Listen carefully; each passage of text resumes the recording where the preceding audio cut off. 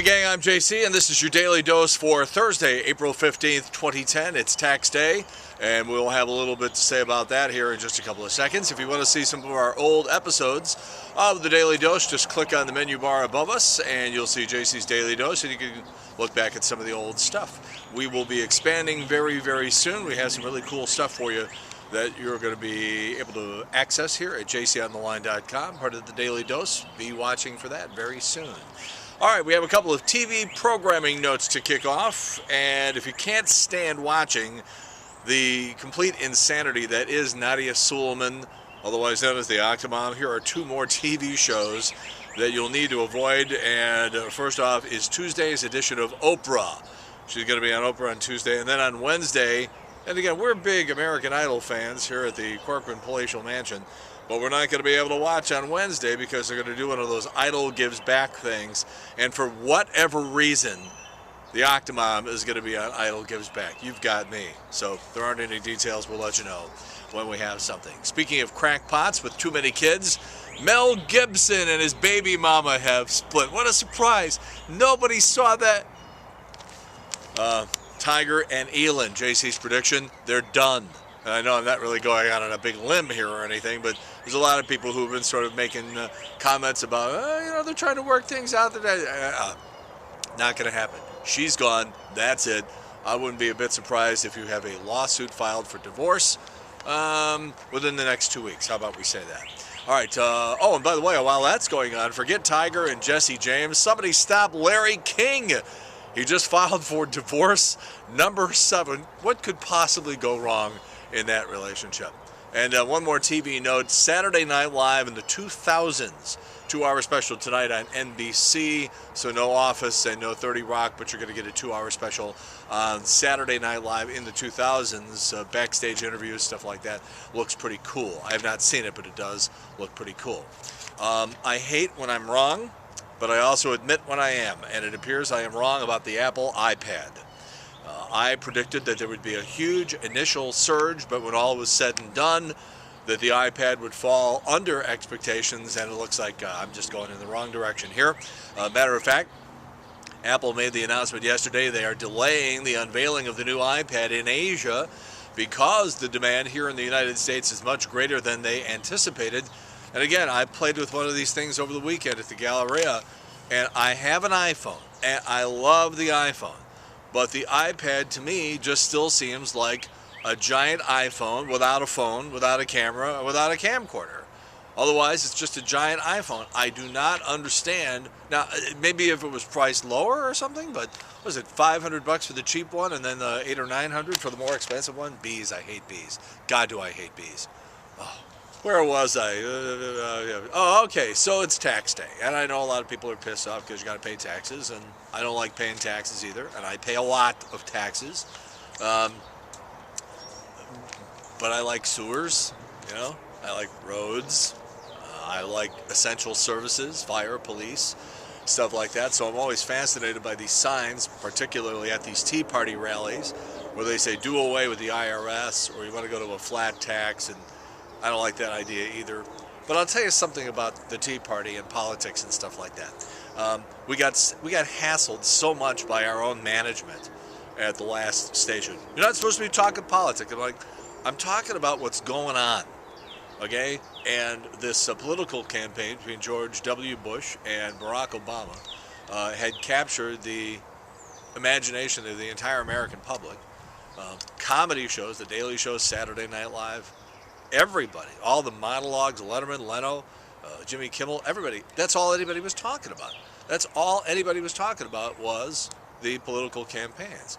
Sort of lost that battle. But let me tell you about the Tea Party here. I just, the next radio show I do, wherever it is, I might not talk any politics because I'm just sort of sick of the whole thing.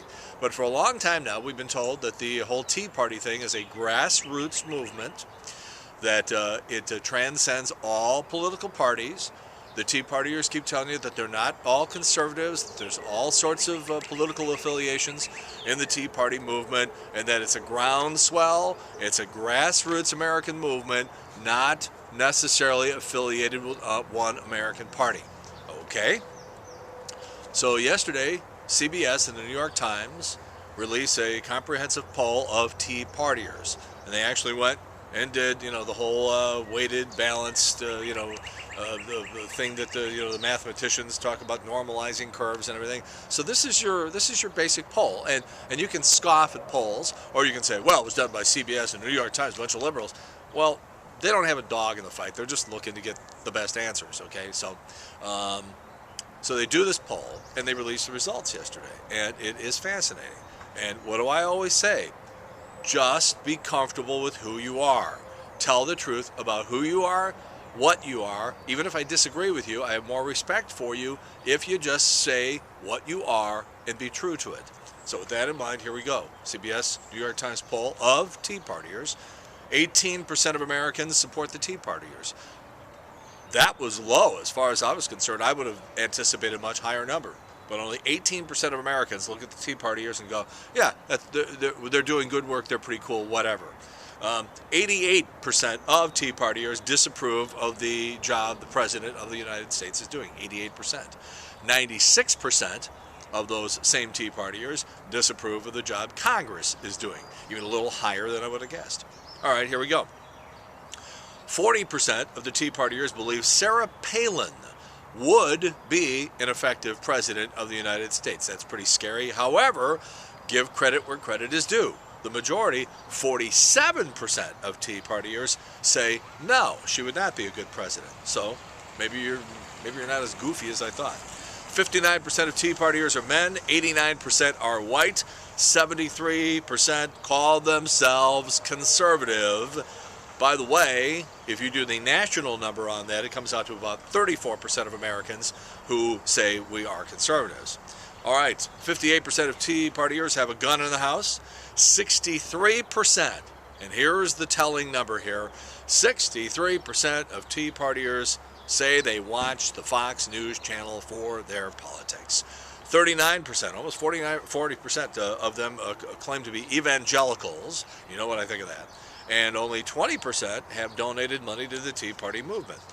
92% of Tea Partiers believe that Obama is leading the country into socialism, but 62% of them are sitting there going, oh yeah, we'll take Social Security and Medicare. Never mind. 62%. 32% retired, 6% unemployed. All I can tell you is, and this is for your own good, you're going to have your heart broken at some point, tea baggers or tea partiers, whatever you call yourselves. Because if big government is your problem, the Tea Party movement is not your solution. But just say what you are. They're trying to tell everybody that it's a grassroots movement and it's all political parties. You got the numbers right here. It's all a bunch of old white conservatives who are just running around trying to convince you that it's some grassroots movement. It's not. Say what you are. Embrace it. Be comfortable with it. Just say what you are. The Fox News channel says fair and balanced. They're not. MSNBC says that's the place for politics. Yeah, democratic politics, liberal politics. Call yourself what you are. Be true to what you are. Be comfortable in your own skin. As Jamie Allman once said to me, be comfortable in your own skin, and then you've got some respect. I always get these organizations, Citizens for a Better America. Well, who's going to disagree with that? What are you for? What are you against? Just tell me what you're against. Tell me what you're for. I'll have more respect for you.